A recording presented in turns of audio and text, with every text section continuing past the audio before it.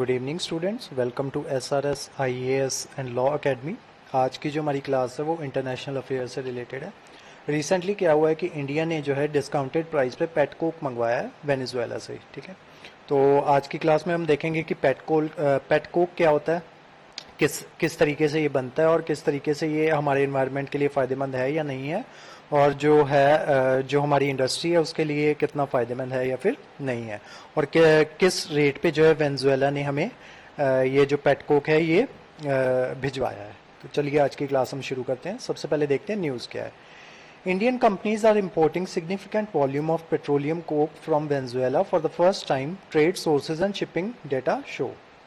As the OPEC nations boost export, not specifically targeted by US sanctions. OPEC nations का आपको पता है कि वो नेशंस ये ऑर्गेनाइजेशन है जो पेट्रोलियम जो नेशन जो है पेट्रोलियम बनाते हैं या पेट्रोल बनाते हैं उनका ये ऑर्गेनाइजेशन है ये। तो इसमें जो 13 कंट्रीज है वो आती हैं, जिसमें आप देख सकते हो कि अजरबैजान है, बहरीन है, ब्रुनई है, कजाकिस्तान है। सॉरी, ये ओपेक्स प्लस कंट्रीज हैं। एक ओपेक्स कंट्रीज होती हैं, दूसरी ओपेक्स प्लस कंट्रीज होती हैं। ये जो आप डार्क कलर में देख रहे हो ये वेनेजुएला की लोकेशन है। ठीक है, ये वेनेजुएला है और ये है आपका इक्वाडोर। ठीक है, ये जो डार्क में जो है वो है आपकी, ये देखो सऊदी अरेबिया आ गया, ईरान, इराक आ गया।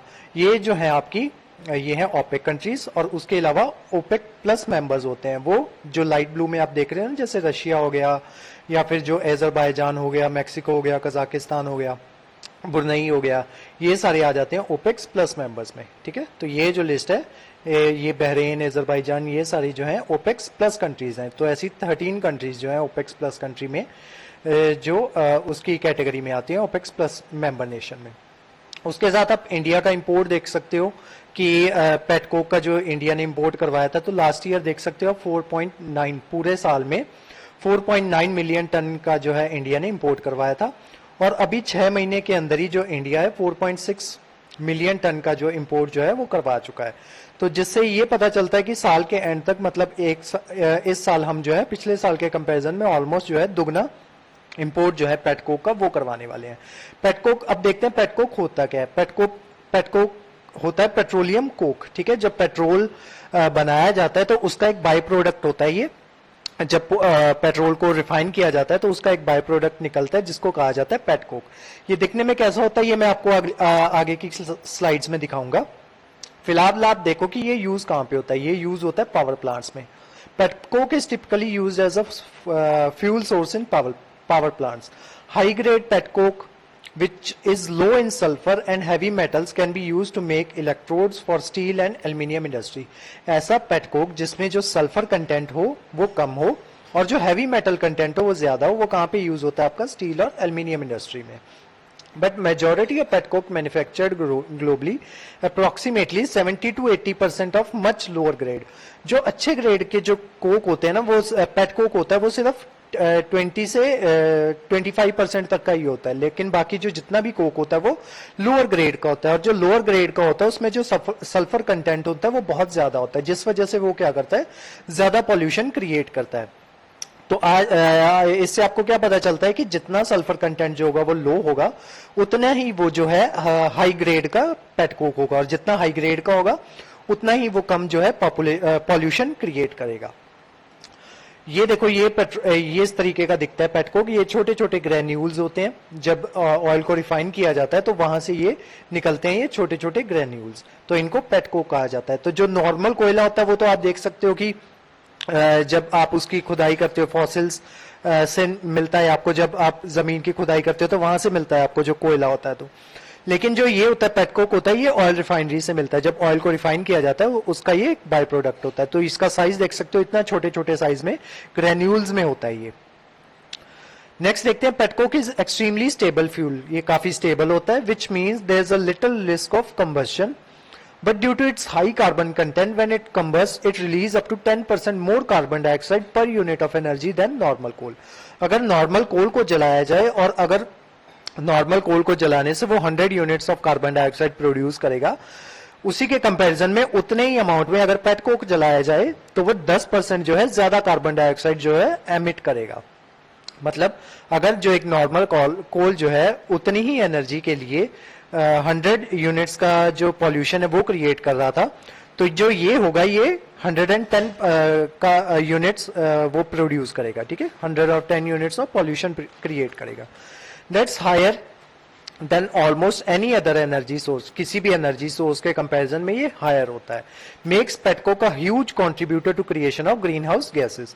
तो जो पेटकोक है ये काफी ज्यादा कंट्रीब्यूट करता है ग्रीन हाउस गैसेस का जो इफेक्ट होता है या आपका जो है क्लाइमेट जो चेंज है, क्योंकि क्लाइमेट चेंज है ग्रीन हाउस गैसेस की वजह से ही होता है। ग्रीन हाउस गैसेस जो होती हैं क्लाइमेट चेंज का वन ऑफ द रीजंस होती हैं, ठीक है। तो ये काफी ज्यादा कंट्रीब्यूट करता है उसमें आपका क्लाइमेट चेंज में और ग्रीन हाउस गैसेस में।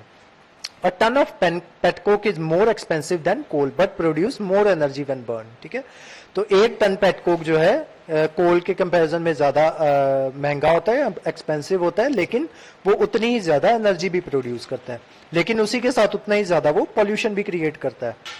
It is generally not use as a fuel because of toxic emissions. अब उसमें से जो है टॉक्सिक गैसेस जो है वो भी निकलती हैं, but is widely use as cement industry. Cement industry में इसका काफी ज्यादा यूज किया जाता है। It's largest consumer as sulphur dioxide emission are absorbed by limestone, क्योंकि ये सल्फर डाइऑक्साइड एमिट करता है, तो वो जो सल्फर डाइऑक्साइड होता है वो ये जो लाइमस्टोन होता है उसके द्वारा एब्जॉर्ब कर लिया जाता है। इसी वजह से इसको rather than as a fuel use करने के हम सीमेंट इंडस्ट्री में यूज करते हैं। अब देखते हैं कि हम वेनेजुएला से इसको इंपोर्ट क्यों करवा रहे हैं। India's growing apatite for Venezuela petcoke is being driven by a scramble for inexpensive fuel. सबसे पहले तो ये इनएक्सपेंसिव है, मतलब वहां से हमें सस्ता मिल रहा है। To power industry as global coal prices have surged. अब क्योंकि रशिया और यूक्रेन की वॉर चल रही है, जिस वजह से हर चीज के जो प्राइसेस हैं वो काफी बढ़ गए हैं, और उसके कंपैरिजन में अदरवाइज भी देखे तो जो कोल के प्राइसेस थे वो एकदम से बढ़े थे। उसका उसी वजह से हमने क्या देखा था कि यहाँ पे कोल क्राइसिस जो पावर शॉर्टेज आने की एक प्रॉब्लम जो है इंडिया को फेस करनी पड़ी थी। क्यों? क्योंकि जो है कोल जो है वो ट्रांसफर जो है वो नहीं हो पा रहा था, या कोल जो है महंगा हो गया था, जिस वजह से क्या हुआ कि इन्होंने जो है पेटकोक का यूज जो है वो करना शुरू कर दिया। और पेटकोक जो है एज कंपेयर टू जो बाकी देश जो हमें प्रोवाइड करवाते हैं पेटकोक, वहां वेनेजुएला से हमें वो पेटकोक जो है वो थोड़ा सस्ता मिलता है। कितना सस्ता मिलता है वो आगे की स्लाइड्स में देखते हैं। A surge in global coal prices to record high since Russia-Ukraine war has pushed Indian cement makers, including JSW Cement, Ramco Cement Limited, Orient Cement Limited, to import petcoke from Venezuela, trade sources said. तो कौन कौन सी company जो है वो मंगवा रही है, ये आपके एग्जाम पॉइंट ऑफ व्यू के लिए इंपॉर्टेंट नहीं होता है, ठीक है। तो इसको कभी भी याद करने की जरूरत नहीं होती। कोई भी प्राइवेट कंपनी कुछ भी इंपोर्ट करवा रही है वो आपके लिए जरूरी नहीं होता, अनटिल अनलेस उन्होंने कोई बहुत इंपॉर्टेंट चीज जो है वो इंपोर्ट करवाई हो, या इंडिया उसे इंपोर्ट ना करवाता हो, स्पेशली उसी कंपनी ने इंपोर्ट करवाई हो, तब जाके वो जो कंपनीज होती हैं वो आपके लिए इंपॉर्टेंट होती हैं। अदरवाइज ये जो कंपनीज होती हैं ये सच इंपॉर्टेंट नहीं होती कि उन्होंने पेटकोक इंपोर्ट करवाई है ये सब, ठीक है। तो यहाँ पे जो है अपने रिसोर्सेज जो है आप वेस्ट ना किया करो, ठीक है। तो इनको याद करने की आपको जरूरत नहीं होती। अगर कभी भी ऐसी कोई प्राइवेट कंपनी आएगी जिसका नाम जो है आपको याद रखना है या किस कॉन्टेक्स्ट में याद रखना है, तो वो मैं आपको स्पेशली बता दूंगा।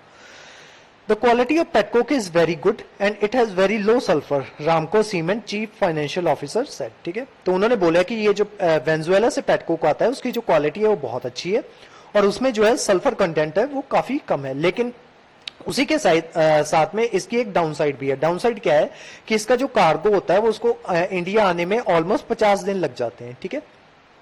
तो इस वजह से ये थोड़ा सा उसका डाउनफॉल में आ जाता है कि उसको 50 दिन लग जाते हैं।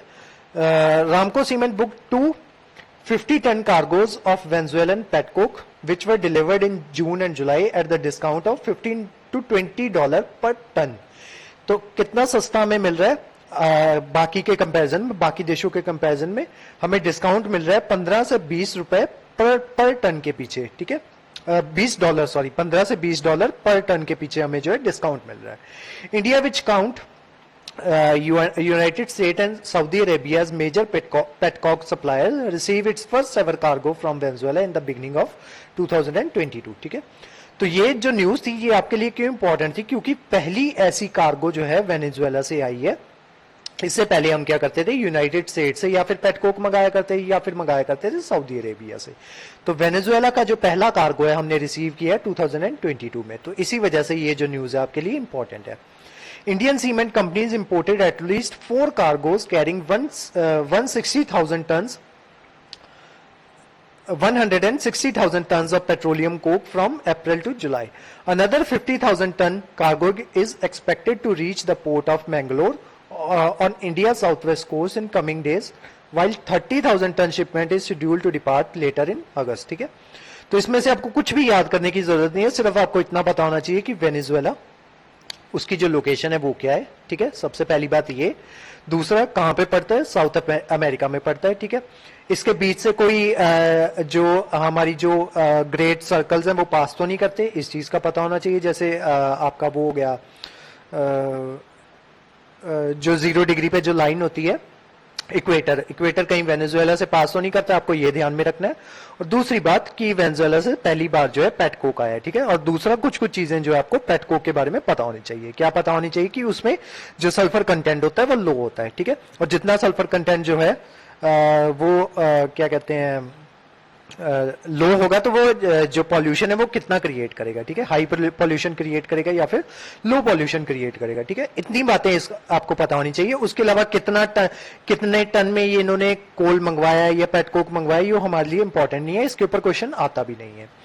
Next, this could boost the cash flow of South America producer, where state and private companies have increased export of petrochemical and oil bioproducts. उसके अलावा जो वेनेजुएला है ना, वहां पे जो है इन्फ्लेशन जो है काफी ज्यादा हाई चल रही है, जिस वजह से जो है इनको भी जो है फायदा होगा अगर ये एक्सपोर्ट करते हैं अपना पेटकोक। और इसी वजह से ये लोग जो है इंडिया, चाइना और पाकिस्तान, इन तीनों को जो है काफी सस्ते दामों पे जो है पेटकोक जो है वो प्रोवाइड करवा रहे हैं।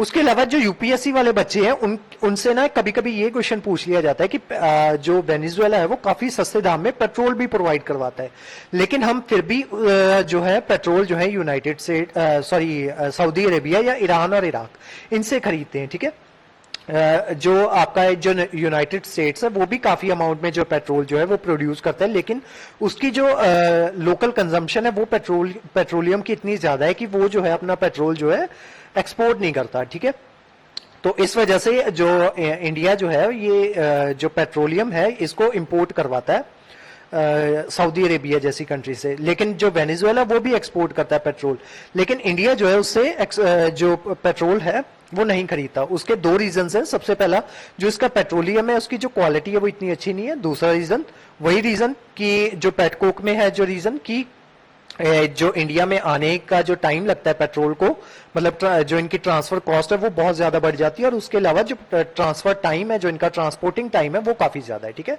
तो इसके ऊपर भी बहुत बार जो है यूपीएससी आपसे सवाल पूछ चुकी है कि हमें जो है पेट्रोल अगर सस्ता मिल रहा है वेनेजुएला से तब हम उससे क्यों नहीं खरीद रहे हैं। ठीक है, तो इसका आंसर इस तरीके से देना होता है। नेक्स्ट चलते हैं। जो यूएस है, जो उसके पुराने प्रेसिडेंट थे डोनाल्ड ट्रंप, उन्होंने जो है अब क्योंकि जो मैंने आपको बताया वेनेजुएला जो है ऑयल एक्सपोर्ट करता है और उसके साथ पेटकोक भी एक्सपोर्ट करता है, तो जो डोनाल्ड ट्रंप जो है वो ना उन्होंने वेनेजुएला पे जो है सैंक्शंस लगाए हुए थे 2019 से। वो सैंक्शन लगाने की वजह से क्या होता है कि जो दूसरी कंट्रीज होती हैं वो एक पर्टिकुलर कंट्री से जो है सामान जो है वो इंपोर्ट जो है नहीं करवा सकती। ठीक है, तो सैंक्शन लगाने का मतलब ये होता है। असल में वहां के जो प्रेसिडेंट है जिनका नाम है निकोलस मुडरो, ठीक है, तो ये उस टाइम पे जो थे प्रेसिडेंट हुआ करते थे वहां पे आपके वेनेजुएला में, और जो ट्रंप जो थे वो चाहते थे कि ये प्रेसिडेंट ना रहे, इसी वजह से उन्होंने जो है इस देश पे जो है सैंक्शन लगाए हुए थे। ठीक है, और क्योंकि वेनेजुएला वहां पे जो इन्फ्लेशन है वो काफी बढ़ी हुई है, और इसी वजह से ये जो वेनेजुएला है ये काफी डिस्काउंटेड प्राइसेस पे जो आपको पेटकोक जो है 5 to 10% जो डिस्काउंट है उस डिस्काउंट पे जो है या वेनेजुएला जो है पेटकोक जो है दूसरी कंट्रीज को जो है प्रोवाइड करवा रहा है। ठीक है, तो आज की जो हमारी क्लास थी वो यहीं तक थी। आज की क्लास में हमने देखा कि किस तरीके से वेनेजुएला से जो है पेटकोक जो है इंडिया ने इंपोर्ट करवाया, और पेटकोक के क्या क्या फायदे होते हैं वो हमने देखे। ठीक है, क्या उसके नुकसान है वो भी हमने देखे, और इंडिया और वेनेजुएला के बीच में जो इंटरनेशनल रिलेशंस हैं वो हमने देखे कि किस तरीके से इंडिया जो है इंपोर्ट करवाता है या करवा सकता है या फ्यूचर में इंपोर्ट करवा सकता है। ठीक है, तो इस क्लास के जो नोट्स हैं वो आपको प्रोवाइड करवा दिए जाएंगे हमारे टेलीग्राम चैनल पे, और हमारे वेरियस कोर्सेज के बारे में इंफॉर्मेशन लेने के लिए आप जो है हमारे स्क्रीन पे दिए नंबर पे कांटेक्ट कर सकते हो। तो आज की जो क्लास थी वो यहीं तक थी। Thank you.